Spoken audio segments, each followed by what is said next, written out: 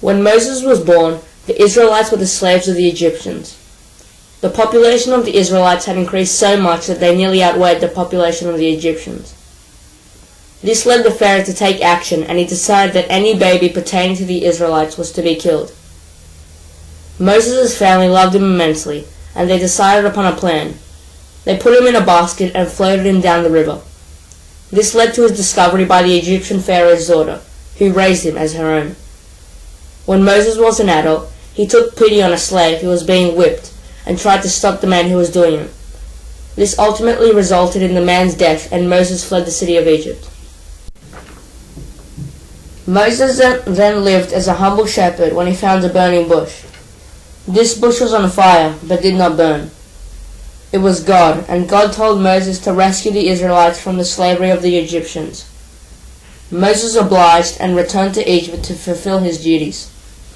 The Pharaoh disagreed with retreating his oppression over the Israelites. God aided Moses with the quest he had set him and brought the 10 plagues over Egypt. These comprised of water turned to blood, frogs, lice, flies, livestock diseased, boils, hail, locusts, darkness, and the death of the firstborn. The Pharaoh then gave up and freed the Israelites. Moses then parted the Red Sea, which granted him and the Israelites passage out of Egypt.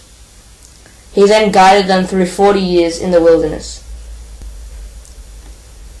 Moses then spends 40 days and nights on Mount Sinai, and is given the law by God. These were called the 10 Commandments, and they were, "You shall have no other gods but me. You shall not make for yourself any idol, nor bow down to it or worship it. You shall not use the name of the Lord in vain.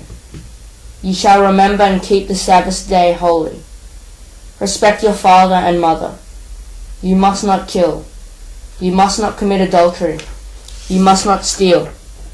You must not give false evidence to your neighbor. You must not be envious of your neighbor's goods, wife, house, or anything that belongs to your neighbor." Moses then died before seeing the promised land on Mount Nebo, Jordan.